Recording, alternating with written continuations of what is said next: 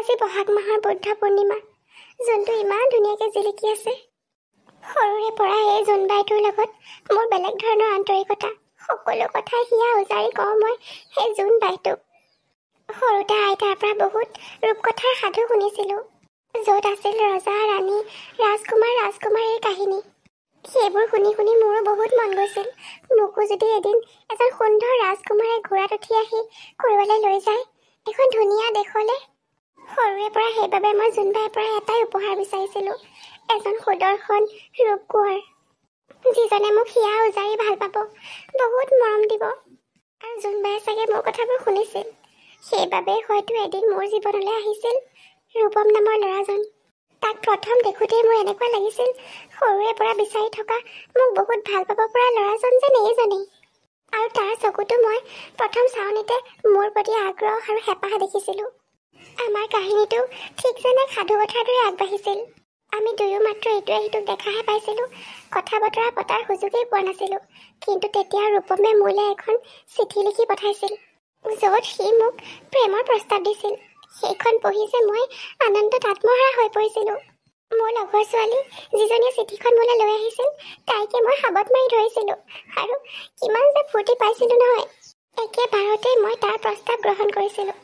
তাৰ বিষয়ে মই একো জনাৰ প্ৰয়োজন বোধেই নকৰিলোঁ। কেইদিনমান পিছতে মোৰ সেই বান্ধৱীৰ ঘৰতে তাক প্ৰথম লগ পালোঁ। অলপ সময় কথাও পাতিলোঁ। কিমান যে ভাল লগা আছিল সেই দিনটো। তেতিয়াৰে পৰা সদায় সপোনত মই তাকেই দেখা পাওঁ। এই কথাবোৰ প্ৰায় 3 বছৰ আগৰ। তেতিয়া মোৰ হাতত মোবাইল ফোন এটাও নাছিল। ক'ৰ পৰানো থাকিব? মোৰ ঘৰখনৰ যিহে অৱস্থা, মোক মোবাইল ফোন এটা ক'ৰ পৰানো দিব মায়ে? মায়ে গাঁৱৰে ইঘৰ সিঘৰত কাম বন কৰিহে আমাৰ ঘৰখন চলাই আছে। ৰূপমে দিয়া মোবাইল ফোনটো পাই মই বহুত ভাল পাইছিলোঁ, আৰু মাৰ পৰা সেইটো লুকুৱাই ৰাখিছিলোঁ।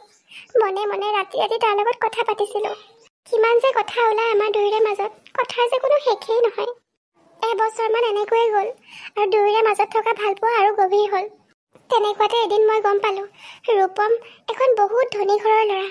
আমি এবছৰ কথা পাতিছিলোঁ যদিও সি তাৰ ঘৰৰ মানুহবোৰৰ বিষয়েহে কৈছিল। তাৰ ঘৰৰ অৱস্থা পাতি, তাহাঁত যে ইমান ধনী, সেইবোৰ সি মোক কোৱাই নাছিল। কোৱা হ'লে হয়তো মই এবাৰ হ'লেও ভাবিলোঁ হ'লে, ইমান ধনী ঘৰৰ ল'ৰা এজন ভাল পাম জানো? সিহঁতৰ ঘৰৰ মানুহে মোক গ্ৰহণ কৰিব জানো? কিন্তু তেতিয়ালৈকে যে মই একো গমেই পোৱা নাছিলোঁ। তাৰ পিছৰ পৰা আৰম্ভ হ'ল আচল সংগ্ৰাম। সি ইমান ধনী ঘৰৰ ল'ৰা বুলি গম পাই আমাৰ সম্পৰ্কটোৰ বিষয়ে তাক ঘৰত ক'বলৈ দিছিলোঁ মই। সি মনা নাছিল, কাৰণ তাতকৈ ডাঙৰ দাদাজনৰ এতিয়ালৈকে বিয়া পতা নাই। 5 জন ভাই ককাইৰ মাজত সি চবতকৈ সৰু। দেউতাক নাই, কিন্তু মাক আছে, গতিকে ককায়েকেইজনে তাক যথেষ্ট শাসনো কৰে। সেইবাবে সি অলপ ভয়ো কৰিছিল। কিন্তু মই বহুত বেছি জোৰ কৰাৰ পিছত সি ঘৰত আমাৰ কথাটো ক'লে। তেতিয়া ময়ো অলপ সাহস গোটাই মোৰ মাকো আমাৰ বিষয়ে ক'লোঁ। মায়েতো একে মুখেই মনা কৰি দিলে, কাৰণ ইমান ধনী ঘৰত যে আমাৰ দৰে দুখীয়া ঘৰৰ ছোৱালী এজনী সুখত থাকিব, সেইটো মায়ে বিশ্বাসেই কৰিব নোৱাৰে। তেতিয়াৰে পৰা ময়ো তাক পাহৰিবৰ চেষ্টা কৰিছিলোঁ, কিন্তু নাই, মই তাক পাহৰিব নোৱাৰিলোঁ। যদিও তাৰ লগত কথা বতৰা একেবাৰে বন্ধ কৰি দিছিলোঁ। সি মোলৈ বহুত বাৰ ফোন কৰে দিনটোত, কিন্তু মই ৰিচিভ কৰা নাছিলোঁ। এদিন সি আহি মোৰ ঘৰ ওলাইছিলহি। তাৰ চকুৰ দুটা ৰঙা হৈ আছিল। তাৰ তেনেকুৱা ৰূপ মই আগত কেতিয়াও দেখা নাছিলোঁ। বুজি পাইছিলোঁ, সি চাগে বহুত দিনৰ পৰা টোপনিয়ে যোৱা নাছিল। বহুত বুজোৱাৰ পিছতহে সেইদিনা সি মোৰ ঘৰৰ পৰা গৈছিল, কিন্তু মোক শপত দি থৈ গৈছিল যাতে মই তাৰ ফোন ৰিচিভ কৰোঁ।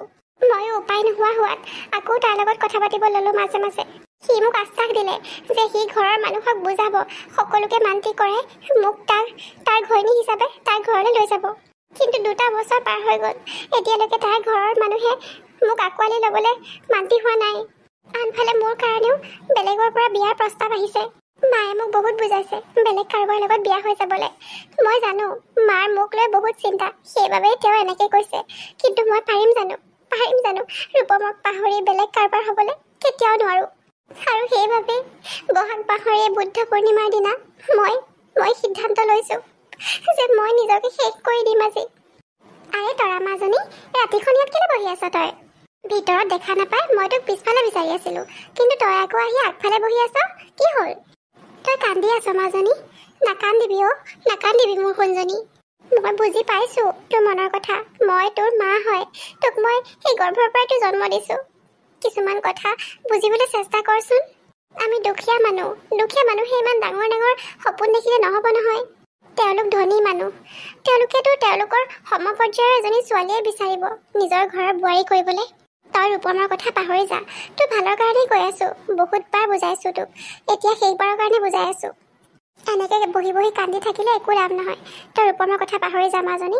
বহুত ভাল ভাল প্ৰস্তাৱ আহি আছে তোৰ কাৰণে। হ'ব পাৰে তেওঁলোক ৰূপমৰ দৰে ধনী নহয় বা ৰূপমৰ দৰে ধুনীয়াও নহয় ল'ৰা দেখিবলৈ, কিন্তু তোক বহুত সুখত ৰাখিব আৰু তই তাত বহুত ভালকৈ থাকিব পাৰিবি। মাজনী এতিয়া ভিতৰলৈ আহচোন। তুমি যোৱা মা, মই গৈ আছোঁ। মা তোমাক যদি মই কেতিয়াবা ক'ব নোৱাৰাকৈ কিবা দুখ দিছিলোঁ, কষ্ট দিছিলোঁ, মোক ক্ষমা কৰি দিব পাৰিবানে বাৰু? ঐ পাগলীজনী, তই এনেকুৱা কথা কিয় কৈছ? তই মোক আজিলৈকে কেতিয়াও একো কষ্ট দিয়া নাই, একো দুখ দিয়া নাই। এনেকুৱা কথা নকবি দেই আৰু কেতিয়াও। মোৰ সোণজনী, ভিতৰলৈ আহচোন। আৰু অলপ সময় ইয়াত বহিম মই মা, তুমি যোৱা। ঠিক আছে, অলপ সময় বহি ল বাৰু, কিন্তু সোনকালে আহিবি। ৰূপম, তোক ইমান বছৰৰ পৰা আমি বুজাই আছোঁ, কিন্তু তই বুজিবলৈ চেষ্টাই নকৰ। ইমান দৰিদ্ৰ ঘৰৰ ছোৱালী এজনী আমাৰ ঘৰৰ বোৱাৰী হ'ব নোৱাৰে। আমি 5টা ভাই ককাইৰ মাজত তই চবতকৈ সৰু। তোক লৈ আমি বহুত সপোন দেখিছোঁ, আৰু তই সেই তৰা নে কি সেইজনীৰ পিছত পৰি চব শেষ কৰি দি আছ। বুজিবলৈ চেষ্টা কৰাচোন দাদা। মই তাইক বিয়া পাতিবই লাগিব। মই তাইক বিয়া নকৰালে তাই নিজকে শেষ কৰি দিব। আৰু ময়ো থাকিব নোৱাৰিম তৰাৰ অবিহনে। তোমালোক সকলোকে মই বহুত সন্মান কৰোঁ, বহুত শ্ৰদ্ধা কৰোঁ, কিন্তু এইটো কথা মই তোমালোকৰ মানিব নোৱাৰিম। আৰে প্ৰিয়ম, তোৰ বিয়া পাতিবলৈ ইমান লৰালৰি হৈছে কিয়? তোতকৈ ডাঙৰ পংকজৰে এতিয়ালৈকে বিয়া হোৱা নাই দেখোন। তোৰ ইমান লৰালৰি হৈছে? তুমি কিয় মনে মনে আছা মা? কথাটো কেনেকুৱা হ'ব বাৰু? মানুহে ভাবিব মোৰ গাত কিবা দুখ আছে। মানুহে দেখোন মোলৈ ছোৱালীয়ে নিদিব, আৰু বিয়াও পাতিব খুজিছে সেই মগনীয়াজনীক, যিটো কেতিয়াও সম্ভৱ নহয়। মই যে কি ক'ম একো ভাবিয়ে পোৱা নাই দেখোন। ডাঙৰ দাদা ইয়াত নাথাকে বুলিহে, নহ'লে তোৰ কি অৱস্থা কৰিলে হ'লে ঠিক নাই ৰূপম। সেইজনী ছোৱালীৰ কথা পাহৰি যা আজিৰ পৰা। মা তুমিতো অন্ততঃ মোৰ কথাবোৰ বুজিবলৈ চেষ্টা কৰা। তোৰ ককাইহঁতে ঠিক কথাই কৈছে তোৰ ভালৰ কাৰণেইতো কৈ আছে। তই তৰাতকৈ বহুত ভাল ছোৱালী পাবি ৰূপম। তই তাৰ পিছত কিয় লাগি আছ ইমানকৈ? মা, তৰাৰ বাহিৰে আন কাকো মই মোৰ পত্নী হিচাপে গ্ৰহণ কৰিব নোৱাৰোঁ। মোৰ জীৱনলৈ আঁকোৱালি আনিব নোৱাৰোঁ বেলেগ এজনীক। তৰাই মোৰ সঁচা ভালপোৱা, সঁচা প্ৰেম। তাইৰ অবিহনে মই মোৰ জীৱনটো কল্পনাও কৰিব নোৱাৰোঁ মা। চোৱাচোন মা, তাইক ঘৰৰ পৰা বেলেগত বিয়া দিব ওলাইছে। সেইটো তাই কেতিয়াও মানি ল'ব নোৱাৰে, আৰু সেইকাৰণে তাই আজি নিজকে শেষ কৰি দিম বুলি ভাবিছে। অলপ আগতে তাই মোলৈ ফোন কৰি এইবোৰ কৈছে মা। এটা কথা কিন্তু মই কৈ থৈছোঁ মা, তৰাৰ যদি কেনেবাকৈ কিবা এটা হ'বলৈ হয়, মোকো আৰু নোপোৱা তোমালোকে। ময়ো কিন্তু নিজকে শেষ কৰি দিম। ৰূপম, সেইবোৰ কি কৈছ তই? এইবোৰ কথা মুখত আনিবও নাপায়। 9 মাহ গৰ্ভত ৰাখি ইমান কষ্ট কৰি জন্ম দিছোঁ, এইবোৰ কথা শুনিবলৈ নেকি? মা, মই একো উপায় নোপোৱাতহে এইবোৰ কথা কৈছোঁ। বেয়া নাপাবা মা, ক্ষমা কৰি দিবা মোক। বুজিছোঁ ৰূপম। আৰু বুজাব নালাগে তই মোক। আজি মই ভালকৈ বুজি পাইছোঁ। যা ৰূপম, যা।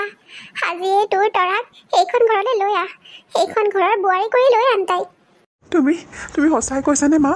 কিন্তু দাদাহঁতে বা কি কয়? সেইবোৰ কথা তই ভাবিব নালাগে। মই তহঁত সকলোৰে মা হয়। মোৰ সিদ্ধান্তৰ ওপৰত কোনো নাযায়। তই যা আৰু তৰাক লৈ আন। মই আজি তোক অনুমতি দিছোঁ। যা ৰূপম, যা। থেংক ইউ মা, থেংক ইউ ছ' মাছ। মই এতিয়াই যাওঁ, নহ'লে তৰাই নিজকে কি কৰে ঠিক নাই। যা বোপাই, যা। তহঁত দুয়োৰে মাজত থকা পবিত্ৰ ভালপোৱাক বাধা দিবলৈ আমি কোনো নহয়। এইবোৰ মই কি দেখিছোঁ? ৰূপম, তই তাৰ মানে সঁচাকৈ এইজনীক লৈ আহিলি? তই এয়া কি কৰিলি ৰূপম? আমি সকলোৱে মনা কৰাৰ পিছতো তই এনেকুৱা কাম কৰিলি? তোমালোক আটাইকেইজনে মোক ক্ষমা কৰি দিবা, কিন্তু মই মাৰ অনুমতি লৈহে তৰাক আনিছোঁ। তৰাক এইখন ঘৰৰ বোৱাৰী কৰি আনিবলৈ মায়ে মোক অনুমতি দিছিল। আৰে কি কৰা এইবোৰ? আশীৰ্বাদ বিচাৰিছোঁ দাদা, আমাক আশীৰ্বাদ কৰক। ইমান বেছি ভাল হৈ দেখুৱাৰ প্ৰয়োজন নাই। এইবোৰ নাটক এইখন ঘৰত নচলিব কিন্তু। ধনী ঘৰৰ ল'ৰা পাই ৰূপমক ফচাই ল'লা, আৰু এনেকৈ আমাৰ ঘৰত ওলালাহি। আমি কোনেও তোমাক আমাৰ বোৱাৰী হিচাপে গ্ৰহণ কৰা নাই, গতিকে তুমি আমাৰ পৰা আঁতৰিয়ে থাকিবা। একো নাই তৰা, মন বেয়া নকৰিবা। দাদাহঁত এনেকুৱাই, প্ৰথমে এনেকুৱা কৰিব, কিন্তু পিছলৈ চাবা চব ঠিক হৈ যাব। আৰু মই আছোঁ নহয় তোমাৰ লগত। আৰু চাবাচোন, আমাৰ মায়েও তোমাক বহুত মৰম কৰিব। মই মন বেয়া কৰা নাই ৰূপম। মোৰ বিশ্বাস আছে মই দাদাহঁতৰ অন্তৰ জয় কৰিব পাৰিমেই। তুমি চাবাচোন ৰূপম, এদিন মই এইখন ঘৰৰ সকলোৰে মৰমৰ সৰু বোৱাৰী হৈ পৰিম। মোৰ সম্পূৰ্ণ বিশ্বাস আছে তোমাৰ ওপৰত। দীপা নবৌ, ৰূপা নবৌ, মই কিবা সহায় কৰিব লাগিব নেকি? আপোনালোকে মোক নিজৰ ভণ্টি বুলিয়ে ভাবিব পাৰে। আপোনালোকৰ কিবা কাম থাকিলে ক'ব, মই চব কৰি দিম। মই ঘৰৰ চব কামেই কৰিব জানো। কাম কৰিবতো জানিবাই তুমি। আনৰ ঘৰত কাম কৰা মহিলাৰ জীয়েক যে। আৰু আমি যাৰ তাৰ হাতৰ খানা নাখাওঁ, গতিকে তুমি ৰন্ধা বঢ়া কাম কৰিব নালাগে। জোৰ জবস্তিকেহে এইখন ঘৰৰ বোৱাৰী হিচাপে সোমাই লৈছাহি, কিন্তু কোনেওতো তোমাক গ্ৰহণ কৰা নাই সৰু বোৱাৰী হিচাপে। আপোনালোকে মোক এনেকৈ কিয় কৈছে? মইতো নিজে আহি সোমাই যোৱা নাই। ৰূপমে মাৰ অনুমতি লৈহে মোক এইখন ঘৰৰ বোৱাৰী কৰি আনিছে। এই হ'ব থোৱা সেইবোৰ কথা। ৰূপমৰ ওপৰত তুমি কি যাদু কৰিলা বুজি নাপাওঁ দেই। নহ'লে ৰূপমৰ কাৰণে ইমান ভাল ভাল ঘৰৰ প্ৰস্তাৱ আহি আছিল। আনকি মোৰ নিজৰে দূৰ সম্পৰ্কীয় ভণ্টি এজনীকে আনিম বুলি ভাবিছিলোঁ ৰূপমলৈ, কিন্তু নাই, তুমি আহি লম্ভিলাহি। আচ্ছা হ'ব, মন বেয়া কৰিব নালাগে। এতিয়া এটা কাম কৰা। কি কাম নব? মোৰ কাপোৰ কেইটামান আছে, সেইকেইটা ধুই দিব পাৰিবা? পাৰিম নব, পাৰিম, কিয় নোৱাৰিম বাৰু। যোৱা তেনেহ'লে, বাথৰুমতে আছে, ধুই দিয়াগে। আৰু শুনা, কাপোৰকেইটা ধুই হ'লে ঘৰটো মুচি দিবা এবাৰ। যোৱা 2 দিনৰ পৰা কাম কৰা মানুহজনী অহা নাই যে, বহুত লেতেৰা হৈ আছে। ঠিক আছে হ'ব, মই কাপোৰকেইটা ধুয়ে ঘৰটো মুচি দিম। যিয়ে হওক, বিনা বেতনতে কাম কৰা মানুহ এজনী পালোঁ। ৰূপম, তুমি আহিলা? ক'ত গৈছিলা? ইমান দেৰি হ'ল যে? মই লগৰ এটাৰ লগত অলপ ওলাই গৈছিলোঁ। তাৰ মাকৰ গাটো ভাল নাই যে, চাবলৈ গৈছিলোঁ। কিন্তু এয়া কি, তুমি ইমান সোপা কাপোৰ লৈ ক'ত যোৱা? অঁ, এইকেইটা কাপোৰ নবৌৱে ধুবলৈ দিছিলে, ধুই হ'ল, মেলি দিওঁগে। কি, নতুন বোৱাৰীজনী হতুৱাই নবৌহঁতে ইমানবোৰ কাপোৰ ধুৱাইছে? আৰে তুমি ভুল বুজিছা ৰূপম, তেওঁলোকে দিব বিচৰা নাছিল, মই জোৰ কৰিহে ল'লোঁ। নতুন এখন ঘৰৰ পাকঘৰৰ কামবোৰ এতিয়া মই ভালকৈ বুজি নাপাম যে, সেইকাৰণে মোক এই সৰু সুৰা কামবোৰকে কৰিব কৈছে। সৰু সুৰা কাম? ইমানবোৰ কাপোৰ ধোৱাটো সৰু সুৰা কাম হ'লনে? এয়াতো একোৱেই নহয়, ঘৰত মই ইয়াতকৈ বহুত বেছি কাপোৰ ধুই পাইছোঁ। তুমি সেইবোৰ চিন্তা নকৰিবা ৰূপম। মই এনেকৈ সৰু সুৰা কামবোৰ কৰি দি যদি ঘৰৰ অন্ততঃ নবৌহঁতৰ মনটো জোৰাব পাৰোঁ। দাদাহঁতেতো মোক বেয়া পায়েই, নবৌহঁতে ইমানকৈ কথা পাতিব নোখোজে। সৰু সুৰা কাম কৰি দিলে যদি কিজানিবা তেওঁলোকে অলপ ভাল পায়। সেই বুলিয়ে তুমি এইখন ঘৰত কাম কৰা মানুহৰ দৰে কাম কৰিবা নেকি? আমাৰ বিয়া হোৱা এসপ্তাহো হোৱা নাই, এতিয়াই তোমাৰ হতুৱাই ইমান কাম কৰাইছে। কালিও দেখিছোঁ তুমি গোটেই ঘৰ মুচি আছা, কাপোৰ ধুইছা, আজিও সেয়াই। আৰু এইবোৰ কি কাপোৰ পিন্ধি আছা? ইমান পুৰণা কাপোৰ। মোৰেই ভুল, ইমান দিনে তোমাক কাপোৰ কেইযোৰমান আনি দিয়া নাই। ৰ'বা, আজি এনেও মই ডাঙৰ দাদাৰ ঘৰলৈ যাব লাগিব এপাক। তাৰ পৰা আহোঁতে তোমালৈ কেইযোৰমান নতুন কাপোৰ লৈ আহিম। তুমি আজি ডাঙৰ দাদাৰ ঘৰলৈ যাবা? ময়ো যাম নেকি লগতে? ডাঙৰ দাদা আৰু নবৌকতো আজিলৈকে দেখাই নাই মই। তেওঁলোকৰ বোলে সৰু ছোৱালী এজনী আৰু ল'ৰা এটাও আছে, মইতো লগেই পোৱা নাই। ময়ো যাওঁ নহ'লে তোমাৰ লগতে, লগ পাব পাৰিম।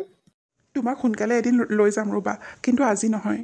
আজি বেংকত অলপ কাম আছে, লগতে মোৰ লগৰ ল'ৰা এটাও যাব।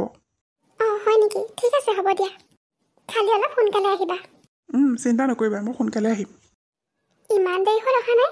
সোনকালে আহিম বুলি কৈ থৈ যোৱা মানুহজন এতিয়ালৈকে আহি পোৱাহি নাই। মোৰ মনটো দেখোন কিবা কিবিহে লাগিছে। ফোনটোও ৰিচিভ কৰা নাই। ৰাতি 10টা বাজিলে, এতিয়ালৈকে অহা নাই, ক'ত গ'ল বাৰু? দাদা, ৰূপম সোনকালে আহিম বুলি কৈ থৈ গৈছিলে, কিন্তু এতিয়ালৈকে আহি পোৱাহি নাই যে। আপোনালৈ ফোন চোন কৰিছিল নেকি বাৰু?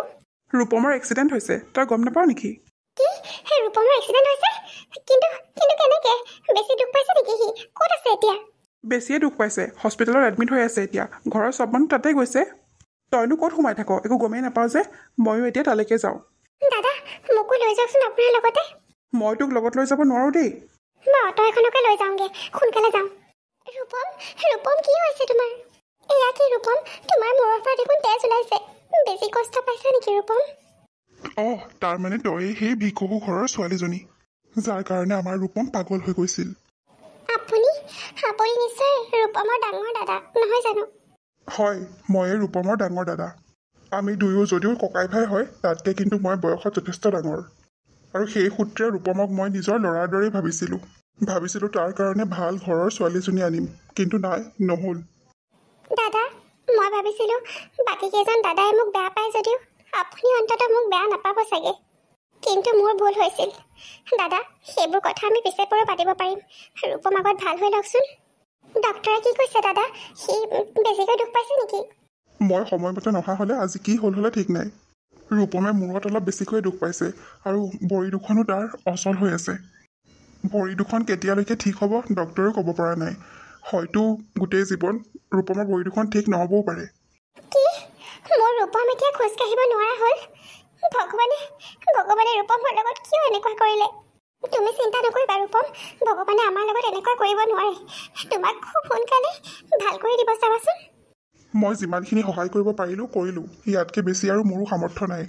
আজি ৰূপমে যদি ধনী ঘৰৰ ছোৱালীজনী বিয়া কৰালে হ'লে অন্ততঃ পইচা চিন্তা কৰিব লগা নহ'ল হ'লে চিকিৎসাৰ বাবে। মোৰ হাতত জমা টকা যিমান আছিল মই খৰচ কৰিলোঁ, এতিয়া আৰু নোৱাৰিম। মোৰ নিজৰো ল'ৰা ছোৱালী এহাল আছে, ঘৰ আছে, পৰিয়াল আছে, সিহঁতকো চলাব লাগে।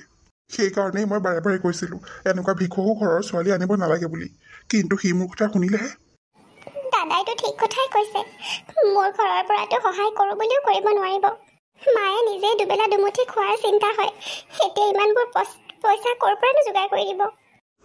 তৰাও, তুমি বেছি চিন্তা নকৰিবা, মই ঠিক হৈ যাম। আৰু মোৰ দাদাহঁতৰ কথাবোৰ ইমান মন নিদিবা, তেওঁলোক তেনেকুৱাইও।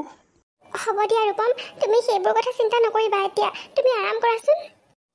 ব'লা ব'লা, এতিয়া সোনকালে ঘৰলৈ ব'লা। ৰূপমক ডিছচাৰ্জ দিলেই যেতিয়া, ঘৰত গৈ ৰূপমক ভালকৈ চোৱা চিতা কৰিব লাগিব। ডক্টৰে যি যি কৈছে মানি চলিব লাগিব। শুনক মা, আমাৰ এটা কথা ক'বলৈ আছে। ৰূপম আৰু তৰাৰ ভালপোৱাৰ সম্পৰ্ক আমি কেতিয়াও মানি লোৱা নাছিলোঁ, কিন্তু আপুনি যিহেতু অনুমতি দিয়েই দিছিল, সেইকাৰণে আৰু একো নক'লোঁ। তৰাক আমাৰ ঘৰৰ সৰু বোৱাৰী হিচাপে মানিয়ে লৈছিলোঁ। অঁ মা, আমি দুয়োজনী আহিছোঁ ধনী ধনী ঘৰৰ পৰা, কিন্তু তৰা ইমান দুখীয়া ঘৰৰ পৰা আহিছে। তাৰ আমাৰ লগত কোনো দিনে মিলিব নোৱাৰিব। সেই কথা জানিও আমি তৰাক আমাৰ বোৱাৰী হিচাপে গ্ৰহণ কৰি লৈছিলোঁ। এইবোৰ কথাটো মই গম পাওঁ। এতিয়া আকৌ হস্পিটেলতে এইবোৰ কথা কিয় উলিয়াইছা তোমালোকে? কাৰণ আছে মা, কাৰণ নোহোৱাকৈ আমি এইবোৰ কথা কৈ থকা নাই। চাওক মা, তৰা কিন্তু এতিয়া আমাৰ ঘৰলৈ ঘূৰি যাব নোৱাৰে। বোৱাৰী, এইবোৰ তুমি কি কৈছা? তাই আমাৰ ঘৰলৈ ঘূৰি নগৈ ক'লৈ যাব? ক'লৈ যায় কি কৰে সেইবোৰ আমি নাজানো। শুনক মা, সকলোৱে কৈ আছে তৰা কুলক্ষণী বুলি। তাৰ বিয়া হৈ অহা এসপ্তাহ নহওঁতেই ৰূপমৰ লগত এনেকুৱা ডাঙৰ এটা দুৰ্ঘটনা ঘটিল। অঁ মা, চবেই তাইক কুলক্ষণী বুলি কৈছে। আমাৰ ঘৰত যদি তাই আৰু বেছি দিন থাকে, আমাৰ ঘৰৰ আন আন সদস্যসকলৰ লগতো চাগে কি হ'ব ঠিক নাই।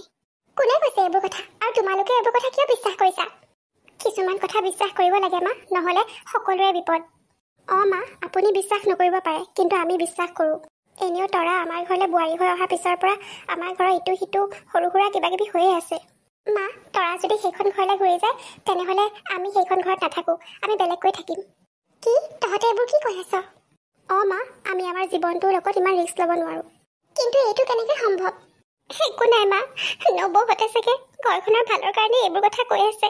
মই সঁচাকৈয়ে চাগে কুলক্ষণীয়ে, নহ'লে চাগে ৰূপমৰ লগত এনেকুৱা নহ'ল হ'লে। অঁ, এতিয়া বুজি পাইছা তুমি? হ'ব, আপোনালোকে চিন্তা নকৰিব। মই আৰু সেইখন ঘৰলৈ ঘূৰি নাযাওঁ। মই বেলেগ ক'ৰবাত যামগৈ। মাৰ ঘৰলৈ ঘূৰি যাব নোৱাৰোঁ। সেইখন গাঁৱত মাৰো বদনাম হ'ব, যিটো মই নিবিচাৰোঁ। মই বেলেগ ক'ৰবালৈ যামগৈ। আপোনালোকে অলপো চিন্তা নকৰিব। তৰা, তুমি অকলে কিয় সেইখন ঘৰৰ পৰা আঁতৰি যাবা? ময়ো যাম তোমাৰ লগত। আমি এতিয়াৰ পৰা বেলেগকৈ সংসাৰ কৰিম। ৰূপমো, তই এইবোৰ কি কৈছ বোপা? একো নাই মা, তুমি অলপো চিন্তা নকৰিবা। মই তোমাৰ খবৰ লৈ থাকিম নহয়, মাজে মাজে গৈ তোমাক চাইও আহিম। আৰু কিবা কৰ্ম সংস্থাপন এটা পালে তোমাকো আমাৰ লগতে থাকিবলৈ লৈ আহিম। যদিহে তুমি আমাৰ লগত থাকিবলৈ ভয় বা সংকোচ নকৰা, তেতিয়াহে। মই আকৌ কিয় ভয় কৰিম মোৰ ল'ৰাটোৰ লগত থাকিবলৈ? এতিয়াই লৈ যা তহঁতৰ লগতে মোক। মোৰ বোৱাৰী কেইজনী আধুনিক যুগৰ হৈও এইবোৰ কুসংস্কাৰত বিশ্বাস কৰে, কিন্তু মই নকৰোঁ। মোৰ সৰু বোৱাৰী এজনী লখিমী বোৱাৰী, তাই কেতিয়াও কুলক্ষণী হ'ব নোৱাৰে। নাই মা, এতিয়া তৰা আৰু মই ক'ত থাকিম তাৰেই কোনো ঠিকনা নাই। তোমাক এইটো বয়সত কষ্ট হ'বলৈ দিবলৈ মন নাই। প্ৰথমে ঘৰ এটা ঠিক কৰিব লাগিব, তাৰপিছত কামৰ ব্যৱস্থা কৰিব লাগিব, তাৰপিছত তোমাক লৈ যাম। ৰূপম, যি কৰিম বুলি ভাবিছা সোনকালে কৰা। এই তৰা কিন্তু আমাৰ ঘৰলৈ আৰু যাব নোৱাৰে।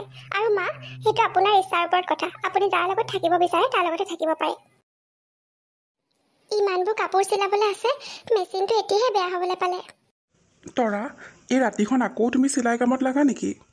অঁ, বহুতকেইটা কাপোৰ আছে নহয়, কাইলৈ চিলাই দিবই লাগিব। কিন্তু মেচিনটোহে এতিয়া ভালকৈ নচলা হৈছে, তেল অকণমান দিব লাগিব। ইমান সোপা কাপোৰ তুমি কাইলৈ চিলাই দিব লাগিব? তাৰমানে আজি গোটেই ৰাতি তুমি শুব নোৱাৰা? শুব নোৱাৰোঁ ৰূপম, আৰু এনেও শুলেও দেখোন মোৰ টোপনিয়ে নাহিব। এইকেইটা কাপোৰ চিলাই দিব পাৰিলেহে টকাকেইটা পাম, আৰু সেইকেইটা টকাৰে তোমাৰ মেডিচিন আনিব লাগিব। নালাগে তৰা, নালাগে মোৰ মেডিচিন। সেইবুলি তুমি গোটেই ৰাতি উজাগৰে থাকিবা নেকি? তোমাক সঁচাকৈ বিয়া পাতি আনি মই বহুত কষ্টত ৰাখিছোঁ। কোনে কৈছে ৰূপম তুমি মোক কষ্টত ৰাখিছা বুলি? মইতো অলপো কষ্ট পোৱা নাই। মোৰ কাৰণে তুমি কিমান কি কৰিছা, তোমাৰ ঘৰখন পৰ্যন্ত এৰি দিলা। ইমান ধনী ঘৰৰ ল'ৰা তুমি, কিন্তু মোৰ লগতে চোৱাচোন এই ভঙা জুপুৰিটোত আহি থাকিবলৈ লৈছা। ইমান সঁচা মৰম ভালপোৱা কেইজনী মাইকী মানুহে পাইছে। মই বহুত সৌভাগ্যৱান ৰূপম, বহুত বেছি সৌভাগ্যৱান। তুমি সঁচাই বহুত ভাল তৰা, বহুত ভাল। মই ইমান কষ্টত ৰখাৰ পিছতো তুমি সেনেকৈ কৈছা। আন মাইকী মানুহ হোৱা হ'লেতো কিমান কাজিয়া লাগিল হ'লে ঠিক নাই। আন মানুহৰ কথা মই নাজানো, কিন্তু মই যিটো অনুভৱ কৰোঁ সেইটোহে কৈছোঁ। তুমি এতিয়া শোৱা ৰূপম, তোমাক টোপনি ক্ষতি কৰিবলৈ ডক্টৰে মানা কৰিছে নহয়। আৰু মোৰো এই কামখিনি আছে নহয়, মই শেষ কৰি লওঁ কামখিনি। তৰা, এটা কথা সুধিবলৈ মোৰ থাকিয়েই গ'ল। তুমি ইমান ধুনীয়া চিলাই কাম ক'ৰ পৰা শিকিলা? চিলাই কাম মই ক'তো শিকা নাই ৰূপম। সেইটো মেচিন মোৰ মাৰ গাভৰু কালৰে, বহুত পুৰণি। বিয়াৰ পিছত বোলে মায়ে লগতে লৈ আহিছিল। মাক মাজে মাজে কাপোৰ চিলাই কৰা দেখিছিলোঁ আৰু তাৰ পৰাই মই শিকিলোঁ। চোৱাচোন, সেই যে শিকিলোঁ, আজি সেই শিকাই মোক কিমান কামত দিছে। কাপোৰ চিলাই কৰি পোৱা টকাকেইটাৰেতো আমি চলি আছোঁ এতিয়া, আৰু ধুনীয়াকৈ চলি আছোঁ। ভগৱানে আমাৰ ওপৰত কৃপা কৰিছে। অঁ, মই দেখিছোঁ নহয়, গাঁৱৰ প্ৰায়ভাগ মানুহে দেখোন তোমাক কাপোৰ চিলাব দিয়ে। আৰু তুমি বহুত ভালকৈও চিলোৱা, সেইকাৰণেইতো দিয়ে। নাজানো আৰু কিমান ধুনীয়াকৈ চিলাব পাৰোঁ, কিন্তু মই চেষ্টা কৰোঁ ধুনীয়াকৈ চিলাবলৈ, যাতে তেওঁলোকৰ পচন্দ হয়। ভাল হয় তৰা, বহুত ভাল হয়, সেইকাৰণেইতো সকলোৱে দিয়ে। এতিয়া এদিনতে ইমানবোৰ কাপোৰ আহে চিলাবলৈ, মই অকলে নোৱাৰাই হৈছোগৈ আৰু। ইমানবোৰ নাৰাখিলেই হয় দেখোন, তুমি ঘূৰাই দিব লাগে। ঘূৰাই দিবলৈ আকৌ মন নাযায় নহয়, তেওঁলোকে হেঁপাহ কৰি লৈ আনে মই চিলাই দিম বুলি। সেইকাৰণে কষ্ট কৰি হ'লেও চিলাই দিওঁ, আৰু আমাকোতো টকাৰ বহুত বেছি প্ৰয়োজন। তৰা, তোমাক মই যিমান ভাল বুলি ভাবিছিলোঁ বিয়াৰ আগত, এতিয়া লাহে লাহে গম পাইছোঁ তুমি তাতকৈ বহুত বেছি ভাল, গুণী জ্ঞানী এজনী ছোৱালী। ৰূপম, তোমাৰ ভুল হৈছে দিয়া। এতিয়া মই ছোৱালী হৈ থকা নাই নহয়, এতিয়া মই বোৱাৰী হ'লোঁ। হয় দিয়া, মোৰে ভুল হৈ গ'ল, এজনী গুণী জ্ঞানী বোৱাৰী। হ'ব ৰূপম, এতিয়া তুমি শুৱাচোন। ঠিক আছে, হ'ব দিয়া, মই শুওঁ বাৰু, কিন্তু তুমি বেছি দেৰি নকৰিবা আকৌ। ঠিক আছে, মই যিমান সোনকালে পাৰোঁ চিলাই শেষ কৰিম। দেখিছা নহয় ৰূপম, তুমি এতিয়া লাহে লাহে অলপ খোজকাঢ়িব পৰা হৈছা। প্ৰায় 3 মাহ দিনটো তুমি বিচনাৰ পৰা উঠিবই পৰা নাছিলা। এতিয়া অন্ততঃ এইডালৰ সহায় লৈ হ'লেও অলপ ওলাই আহিব পাৰিছা। এয়া সম্ভৱ হৈছে কেৱল মাত্ৰ তোমাৰ শুশ্ৰূষাৰ ফলত তৰা। ইমান দিনে বিচনাতে পৰি থাকিলোঁ, তুমি মোক কিমান যত্ন ল'লা। নতুনকৈ বিয়া হৈ অহা বোৱাৰীসকলে কিমান ফূৰ্তি কৰে, লাইফটো এনজয় কৰে, কিন্তু তাৰ সলনি তুমি মোৰ শুশ্ৰূষা কৰি থাকিব লগা হৈছে। মোৰ বৰ বেয়া লাগে অ', বৰ বেয়া লাগে তোমালৈ তৰা। তোমাৰ মায়ে য'ত তোমাক বিয়া দিব খুজিছিল, তাত বিয়া হৈ যোৱা হ'লে হয়তো তুমি বহুত সুখত থাকিলা হ'লে, হয়তো নহয়, তুমি নিশ্চয়কৈয়ে বহুত সুখত থাকিলা হ'লে। মোৰ লগত আহি তোমাৰ এই অৱস্থা হৈছে। মই যে কেতিয়াবা সম্পূৰ্ণকৈ সুস্থ হৈ উঠিব পাৰিম, সেইটোতো আৰু কেতিয়াও সম্ভৱ নহয় চাগে। কিন্তু তৰা, তোমাৰ গোটেই জীৱনটো পৰি আছে। এনেকুৱা এজন পংগু মানুহৰ লগত তুমি গোটেই জীৱনটো কেনেকৈ কটাবা? তোমাৰ জীৱনটো এনেকুৱা হোৱাটো মই কেতিয়াও নিবিচাৰোঁ তৰা, কেতিয়াও নিবিচাৰোঁ। তুমি এইবোৰ কি কৈ আছা ৰূপম? তুমি লাহে লাহে ভাল হৈছা আৰু সম্পূৰ্ণকৈ ভাল হ'বা, মোৰ বিশ্বাস আছে। মই তোমাক সুস্থ কৰি তুলিম। মোৰ ওপৰত বিশ্বাস নাই নেকি তোমাৰ? তোমাৰ ওপৰত মোৰ সকলোতকৈ বেছি বিশ্বাস আছে, কিন্তু সেই বুলিয়ে তোমাক সদায় এনেকৈ কষ্ট কৰি থকাটো চাই থাকিব নোৱাৰোঁ নহয়। মই তোমাক আগতো কৈছোঁ তৰা, তুমি মোৰ কথা চিন্তা কৰি থাকিব নালাগে, আৰু মোৰ লগত লাগিও থাকিব নালাগে। তুমি বেলেগ কাৰোবাৰ লগত জীৱনটো নতুনকৈ আৰম্ভ কৰা। ৰূপম, সেইবোৰ তুমি কি কৈছা? আগতেও 2 এদিন তুমি এনেকুৱা কথা কৈছিলা।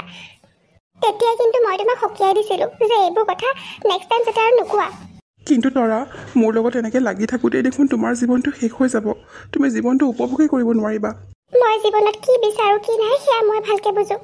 তোমাৰ সংগই মোৰ কাৰণে সকলো। ইয়াতকৈ বেছি মোক আৰু এইটো জীৱনত একো নালাগে।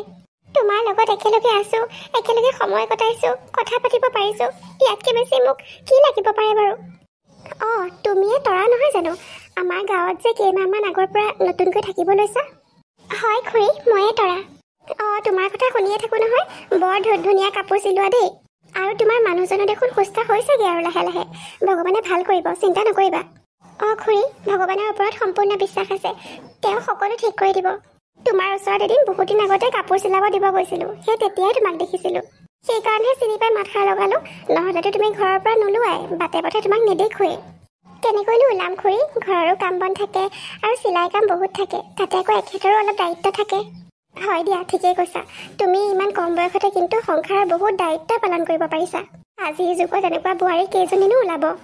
তোমাৰ মানুহজন কিন্তু বহুত সৌভাগ্যৱান। ময়ো কম সৌভাগ্যৱান নহয় খুৰী, এখেতে মোক বহুত ভাল পায়। আমি দুয়ো ইটোৱে সিটোক বহু বছৰৰ আগৰ পৰাই ভাল পাওঁ। কিমান সংগ্ৰাম কৰি যে আমি আজি একেলগে আছোঁ, সেয়া বেলেগ এদিন ক'ম বাৰু আপোনাক। অঁ, হয় নেকি? ঠিকে আছে দিয়া, তোমালোক দুয়ো সদায় সুখত থাকা, ভগৱানৰ ওচৰত প্ৰাৰ্থনা কৰিছোঁ। ডাঙৰ দাদা, আপুনি ইয়াত হস্পিটেলত যে, সকলো ঠিকে আছেনে? অঁ তৰা, দেখোন তয়ো ইয়াত যে। মোৰ কাৰণেতো হস্পিটেলখন ঘৰৰ দৰেই হৈ পৰিল দাদা। এখেতৰ ইটো সিটো কামৰ কাৰণে আহিয়ে থাকিব লাগে। পিছে ৰূপমে অলপ ভাল পাইছেনে? মই যে সময়ে পোৱা নাই ফোন এটা কৰি খবৰ ল'বলৈও। পাইছে দাদা, ভগৱানৰ কৃপাত তেখেতে বহুত ভাল পাইছে। পিছে আপুনি ইয়াত কেনেকৈ নক'লে যে? অঁ, তহঁতে গমেই নাপাওঁ নহয়, আমাৰ মাৰ সৰুকৈ এক্সিডেণ্ট এটা হ'ল। কি কৈছে দাদা? মাৰ এক্সিডেণ্ট হ'ল আৰু আমি গমেই নাপাওঁ? বেছিকৈ দুখ পাইছে নেকি? মইতো প্ৰায়ে নবৌহঁতলৈ ফোন কৰোঁ, তেওঁলোকে ৰিচিভেই নকৰে। মাৰ ওচৰততো নিজৰ ফোন নাই। মাৰ খবৰ এটা ল'বলৈ ইমান মন যায়, কিন্তু নোৱাৰোঁ। এডমিট হৈ আছে এতিয়া মা। তাতে আকৌ সৰু ভাই দুটাও ইয়াত নাই, বিদেশলৈ গৈছে বিজনেছৰ কামত। বহুত বিপদত পৰিছোঁ অ' তৰা। কিয়, কি হৈছে দাদা? ব্যৱসায় বাণিজ্য একেবাৰে বেয়া চলি আছে। টকা পইচা একেবাৰে হাতত নাই। ভাই দুটাও ইমান কামৰ মাজত সোমাই আছে যে আহিবই পৰা নাই। মাৰ চিকিৎসাৰ কাৰণে টকা পইচা ক'ৰ পৰা যে যোগাৰ কৰিম একো ভাবিয়ে পোৱা নাই। সদায় লাখ লাখ টকাৰ লগত খেলা কৰা মানুহ মই, কিন্তু এতিয়া যে এনেকুৱা অৱস্থা হ'ব যে 20-30 হাজাৰ টকাৰ কাৰণেও মই ইমান ভাবিব লগা হ'ব কেতিয়াও কল্পনা কৰা নাছিলোঁ। দাদা, আপুনি একেবাৰে চিন্তা নকৰিব। মোৰ অলপ সাঁচতীয়া টকা আছে, সেয়া দিয়ে মাৰ চিকিৎসা কৰাব পাৰিম। তোৰ ওচৰত টকা আছে, কিন্তু তই ক'ৰ পৰা টকা পালি? কাপোৰ চিলাই কৰি দাদা। সেইখন ঘৰৰ পৰা ওলাই যোৱাৰ পিছৰে পৰা মই কাপোৰ চিলাবলৈ আৰম্ভ কৰিছিলোঁ। এতিয়া মোৰ এখন দোকানো আছে, কৰ্মচাৰীও ৰাখিছোঁ। হয় নেকি? ভাল কথা। ব'লক দাদা, ব'লক সোনকালে মাৰ ওচৰলৈ যাওঁ। মাৰ খবৰ এটা লওঁগৈ, আৰু চিকিৎসা পাতিৰ কাৰণে কি ক'ত লাগে মই যোগাৰ কৰি দিওঁগৈ। ব'লক দাদা, সোনকালে। তৰাও, তোক আমি বহুত বেয়া বুলি ভাবিছিলোঁ অ', কিন্তু তই আচলতে ইমান ভাল। আমাৰ সকলোৰে বহুত ডাঙৰ ভুল হৈ গ'ল। চবতকৈ বেছি মোৰে দুখ হ'ল। মই চবতকৈ ডাঙৰ হৈও বুজিব নোৱাৰিলোঁ কোন শুদ্ধ কোন ভুল। মোৰ মানুহজনীৰ হাতত বাৰু সঁচাকৈ টকা পইচা নাই, কিন্তু আমাৰ ঘৰততো আৰু দুজনী বোৱাৰী আছে। তেওঁলোকৰ হাতত নিশ্চয় টকা আছে, কিন্তু তেওঁলোকেতো ওলাই নিদিলে। শেষত তই আগবাঢ়ি আহিলি আমাক সহায় কৰিবলৈ, যাক এদিন আমি কুলক্ষণী বুলি ঘৰৰ পৰা উলিয়াই দিছিলোঁ। একো নাই দাদা, মানুহৰ মাজত এইবোৰ ভুল বুজাবুজি হৈয়ে থাকে। এতিয়া সেইবোৰৰ বাবে সময় নাই। ব'লকচোন মাৰ ওচৰলৈ যাওঁ। 2 বছৰ পিছৰ কথা। ৰূপম এতিয়া সম্পূৰ্ণৰূপে সুস্থ। তৰাই কৰা অশেষ যত্ন আৰু শুশ্ৰূষাৰ বাবে ৰূপম আৰু ৰূপমৰ মাক দুয়ো সুস্থ হৈ উঠিল। সকলোৱে মিলি তৰা আৰু ৰূপমক ঘৰলৈ ঘূৰাই আনিলে। আজি ৰূপমৰ সৰু দাদা পংকজৰ বিয়া। সুদক্ষিণা, এয়াই আমাৰ সৰু বোৱাৰী তৰা, যাৰ কথা মই ইমানকৈ কৈ আছিলোঁ তোমাক। তৰা নবৌ, আপোনাৰ কথা পংকজৰ মুখত শুনি শুনি আপোনাৰ বিষয়ে সকলো গম পালোঁ। সঁচাই আপুনি এগৰাকী আদৰ্শ বোৱাৰী। ময়ো যাতে আপোনাৰ দৰে হ'ব পাৰোঁ তাকে বিচাৰোঁ। আৰে সুদক্ষিণা, তুমি মোতকৈ বহুত ভাল বোৱাৰী হ'বা, চিন্তা নকৰিবা। আমাৰ ঘৰখনৰ সকলো মানুহ বহুত ভাল হয়, তোমাক বহুত মৰমত ৰাখিব। আৰু ঘৰখনৰ সকলোৰে আদৰ যত্ন মৰম পালে সকলো বোৱাৰীয়ে ভাল হয়।